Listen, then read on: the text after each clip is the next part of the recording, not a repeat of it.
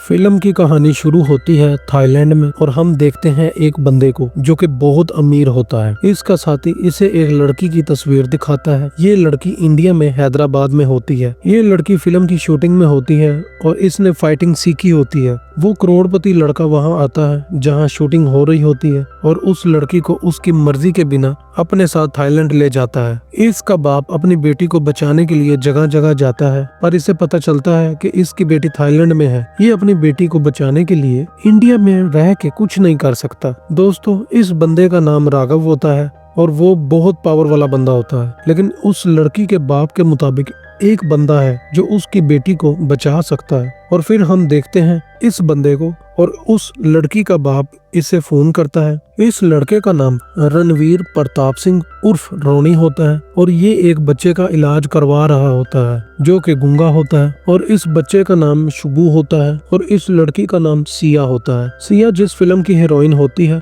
उस फिल्म का प्रोड्यूसर इसके पास आता है और वो इसे सिया को वापस लाने का कहता है। बदले में ये इससे पैसे देगा और रोनी को शुभू के इलाज के लिए पैसे चाहिए होते हैं। रोनी इसके लिए मान जाता है, पर सिया की तस्वीर देखने पर रोनी बेचैन हो जाता है और वो उस प्रोड्यूसर से कहता है कि करूंगा, लेकिन सिर्फ पैसे के लिए। और ये जहाज में थाईलैंड के शहर बैंकॉक के लिए निकल पड़ता है। फिर कहानी वक्त में पीछे आ जाती है जब रोनी पहली बार सिया से एक ट्रेन में मिला था। इन दोनों में बातें होती हैं और रोनी को सिया पसंद आती है। पर दोस्तों, यहाँ पे राघव भी होता है। राघव बहुत पावरफुल बंदा होता है और इसको हम डॉन समझ सकते हैं। यहाँ पे बारिश होती है और सिया नाचती है और रोनी भी इसके साथ नाचता है। राघव को भी सिया को देख के प्यार हो जाता है। राघव को कुछ काम आ जाता है, इसलिए वो सिया के पास जाते हुए रुक जाता है। ट्रेन दोबारा चलती है। सिया रोनी को बताती है कि इसके पापा ट्रेन में नहीं चढ़े। रोनी उन्हें ढूंढने के लिए बाहर निकलता है, पर सिया के पापा ट्रेन में ही होते हैं और रोनी से ट्रेन छूट जाती है।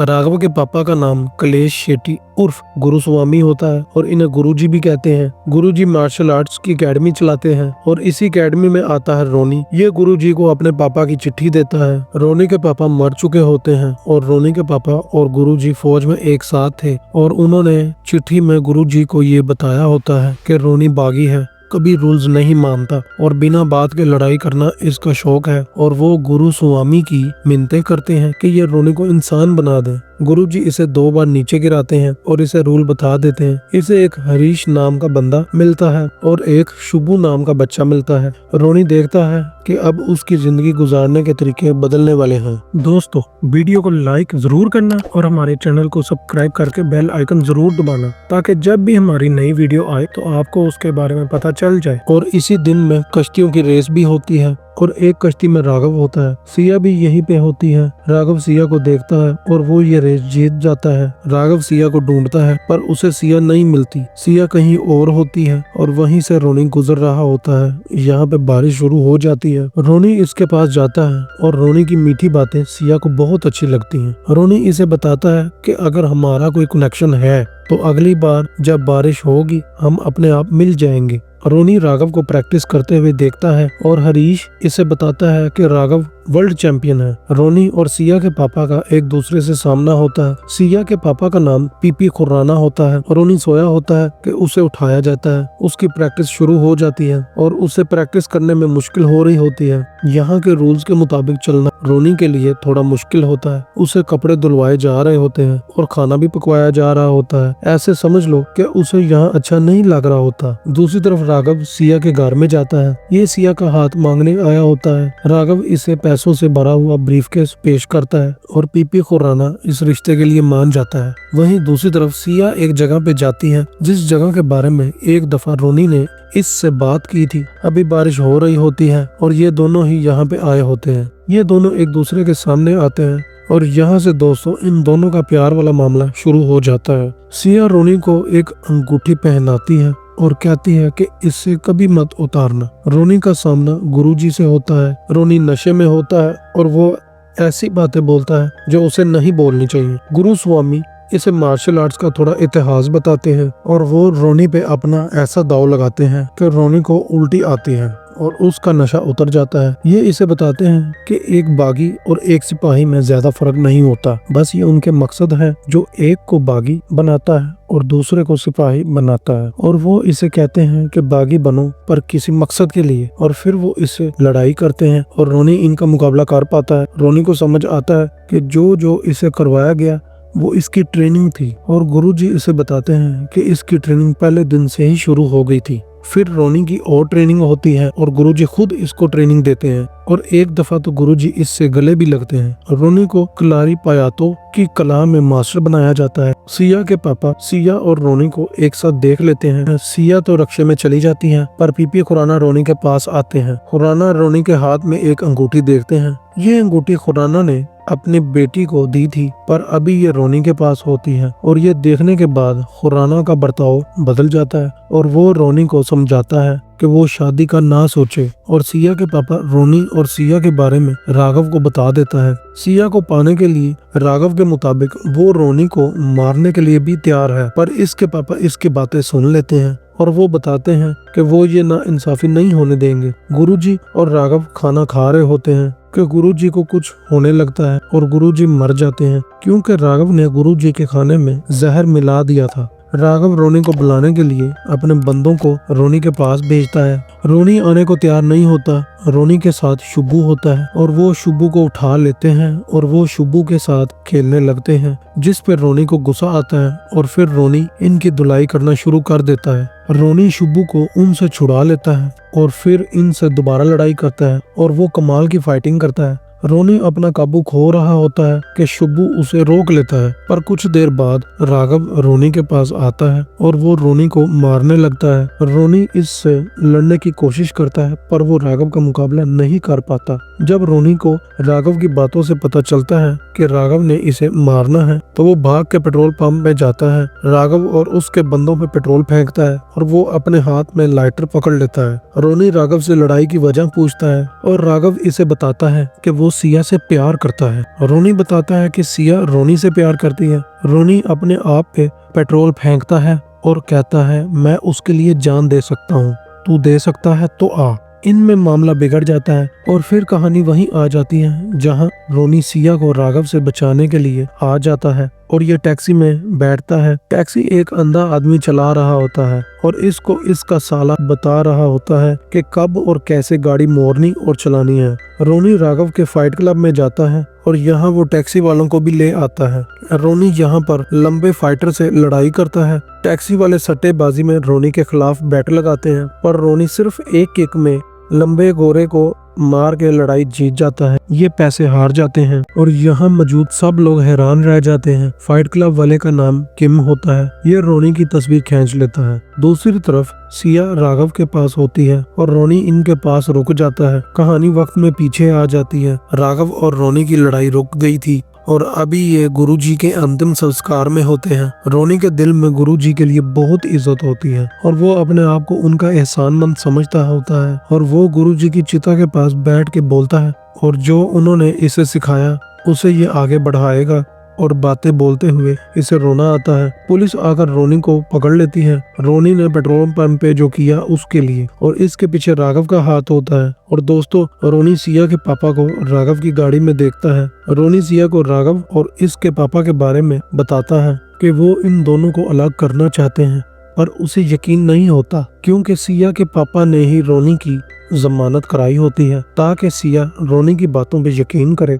और रोनी इसे बताता है कि वो गुरुजी के रास्ते पे चलेगा और ये ट्रेन पे चढ़ने से पहले सिया से अलविदा करने के लिए आने का कहता है। रात को सिया के पापा घर आते हैं और वो जख्मी होते हैं और वो सिया को बताते हैं कि ये रोनी ने किया है और वो उसे वो अंगूठी दिखाते हैं जो सिया ने रोनी को दी थी और इसके मुताबिक रोनी ने ये अंगूठी इसके मुंह पे मारी। रोनी ने ट्रेन पे चढ़ना होता है और वो इंतजार में होता है कि सिया उससे मिलने आए, पर उस अंगूठी की वजह से सिया को अपने पापा की बातों पे यकीन हो जाता है, जबकि वो अंगूठी कोई और होती है। रोनी रोता है और वो उस अंगूठी को उतार देता है, यानी कि यहाँ इन दोनों का ब्रेकअप हो जाता है और फिर कहानी वापस से बैंकॉक में आ जाती है। जब रोनी फाइट क्लब में फाइट करके आया होता है, रोनी को मारने कुछ बंदे आते हैं और रोनी भागने लगता है और रोनी इन बंदों को निपटा भी रहा होता है और यहाँ पे काफी मजेदार एक्शन होता है। रोनी उस फाइट क्लब वाले की पिस्तौल पकड़ के उसी पे टान देता है और इससे राघव के बंदे बिज्जू का पूछता है। वो रोनी को बिज्जू का पता बता देता है। रोनी बिज्जू की हालत बुरी कर देता है, उसे पूछता है कि सिया कहाँ है और बिज्जू की बीवी पे पिस्टल टान देता है और वो इसे राघव की बिल्डिंग का बता देता है, जिसमें बहुत ज्यादा सिक्योरिटी होती है, जिसमें हर मंजिल पर राघव की प्राइवेट आर्मी है। इस बिल्डिंग में बहुत ट्रेंड फाइटर्स होते हैं। राघव इंडिया से फाइटर्स लाता है और उन्हें यहाँ मरवाता है और इसी बिल्डिंग में एक योंग नाम का बंदा होता है जो कि चाइना से इंपोर्ट किया हुआ है और वो किलिंग यानी कि मारने की मशीन है। इसी बिल्डिंग के टॉप फ्लोर पे राघव का पेंट हाउस होता है जहाँ राघव ने सिया को रखा हुआ होता है। दोस्तों, राघव को वाकई में सिया से प्यार होता है, पर क्या फायदा, सिया को राघव से प्यार नहीं होता और वो सिया को अपने साथ जबरदस्ती लाया होता है। सिया को होश आता है और वो राघव पे हमला करती है। वो लड़ती है और राघव का बंदा सिया के सर पे एक चीज मारता है, जिस वजह से सिया बेहोश हो जाती है।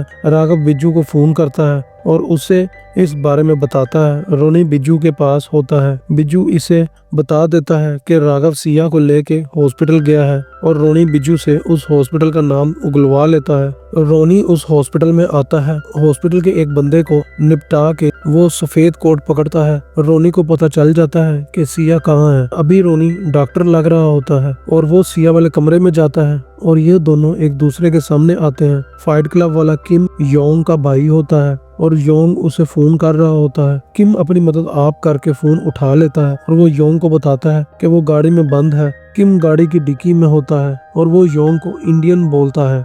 इंडियन सुनकर राघव समझ जाता है कि वो इंडियन रोनी है। ये दोनों एक साथ निकल पड़ते हैं। राघव इन्हें देख लेता है और दोस्तों रोनी सिया की गर्दन पे चाकू लगा देता है, जिस वजह से राघव को रोनी की बात मानकर पिस्तौल जमीन पे रखनी पड़ती है। रोनी लिफ्ट में चला जाता है पर दोस्तों राघव एक रोल को पकड़ के बिल्डिंग का शीशा तोड़ के नीचे आ जाता है। ये दोनों टैक्सी में जाने लगते हैं। इन पे गोलियां चलती हैं। एक बंदा इन पे पीछे से गोलियां चलाता है। टैक्सी की डिक्की खोल दी जाती है और योंग का भाई किम मर जाता है। योंग उस गोली चलाने वाले को गोलियां मार देता है और उसका भाई मर जाता है। ये लोग यहाँ से भाग जाते हैं और अब राघव गुस्से में होता है। अब ये दोनों इंडिया वापस जा रहे होते हैं और रास्ते में ये दोनों एक जगह रुकते हैं और रोनी इसे बताता है कि उसने इसे इसलिए बचाया क्योंकि इसे पैसे मिल रहे हैं। इनमें मामला खराब होता है पर फिर बारिश शुरू हो जाती है। रोनी इस पे अपनी शर्ट रखता है और सिया रोनी के हाथ में वो अंगूठी देखती है और अब इसे समझ आता है कि इसके पापा ने क्या किया था। इन दोनों में अब इस बारे में बातें होती हैं और ये वापस से एक साथ हो जाते हैं। ये एक जगह पे एक साथ होते हैं कि राघव इनके पास आता है। रोनी के सर पे पिस्तौल मार दी जाती है। वो कमजोर पड़ जाता है। इसे मारा जाता है। रोनी को गोली मार दी जाती है और वो नीचे पानी में गिर जाता है। राघव सिया से शादी करना चाहता होता है पर अब उसे गुस्सा आता है क्योंकि सिया उसे कोई प्यार नहीं दिखा रही होती। और फिर बारिश शुरू होती है और बारिश को देख के वो राघव से कहती है कि वो यहीं आ रहा है और दोस्तों रोनी सच में यहाँ आ जाता है और वो राघव के बंदों की धुलाई शुरू कर देता है। बंदों को निपटाने के बाद बंदों को निपटाते हुए रोनी ऊपर की तरफ जा रहा होता है और यहाँ काफी मजेदार फाइटिंग होती है। एक बंदा अलार्म चला देता है और राघव को पता चल जाता है कि रोनी आ गया है। दोस्तों रोनी ने बिज्जू की बीवी को नहीं मारा था। इस वजह से बिज्जू ने रोनी को जान से नहीं मारा बल्कि मारने का दिखावा किया था। बिज्जू राघव को इस बारे में बता देता है और राघव बिज्जू को मार देता है और अब राघव स्पीकर पे बताता है कि जो इसे मारेगा उसे इनाम मिलेगा। सिया को फिक्र होने लगती है और रोनी का फिर से लड़ाई वाला मामला शुरू हो जाता है। रोनी को खतरनाक हालात का सामना करना पड़ता है और वो हर बंदे को निपटा रहा होता है। सिया यहाँ से भाग जाती है और अब राघव योंग से उन दोनों को मारने का कह देता है। सिया भी राघव के बंदों से लड़ रही होती है और रोनी का सामना योंग से होता है। पहले तो रोनी योंग के सामने कमजोर पड़ जाता है पर फिर रोनी योंग से कमाल की फाइटिंग करता है और योंग को मार देता है और ये देख के राघव हैरान होता है। ये दोनों अब राघव के पास जाते हैं पहले सिया राघव से लड़ती है पर सिया गिर के बेहोश हो जाती है और फिर राघव और रोनी की लड़ाई होती है और इनकी लड़ाई मजेदार होती है और राघव के सामने रोनी कमजोर पड़ जाता है। राघव कहता है कि सिया को पाने के लिए तो मैंने अपने बाप को मार दी, तो तू क्या चीज है। अब ये बात रोनी को बहुत लगती है क्योंकि रोनी के दिल में अपने गुरुजी के लिए बहुत चाहत थी और अब इसे पता चलता है कि राघव ने गुरुजी को मारा है। रोनी खड़ा होता है और कहता है कि तेरे अंदर उनका खून जरूर है पर उनका हुनर मेरे पास है। रोनी अपनी बनैन उतारता है, फिर ये वैसे ही करता है जैसे गुरुजी करते थे। इनकी फिर से लड़ाई शुरू होती है और गुरुजी के सिखाए हुए तरीकों से लड़ने पे रोनी राघव पे भारी पड़ जाता है और रोनी राघव को मार देता है। इससे वो वक्त याद आता है जब गुरुजी ने इसे गले लगाया था। रोनी और सिया इंडिया आ जाते हैं। रोनी गुरु की एकेडमी में टीचर बन जाता है और इस तरह इस फिल्म का एंड होता है। दोस्तों, वीडियो को लाइक जरूर करना और हमारे चैनल को सब्सक्राइब करके बेल आइकन जरूर दबाना ताकि जब भी हमारी नई वीडियो आए तो आपको उसके बारे में पता चल जाए। और अगर आपने इसी तरह की और वीडियोस को देखना है तो हमारी वीडियो में लेफ्ट या राइट जोन से मर्जी वीडियो को क्लिक कर लें और वीडियो को देखें।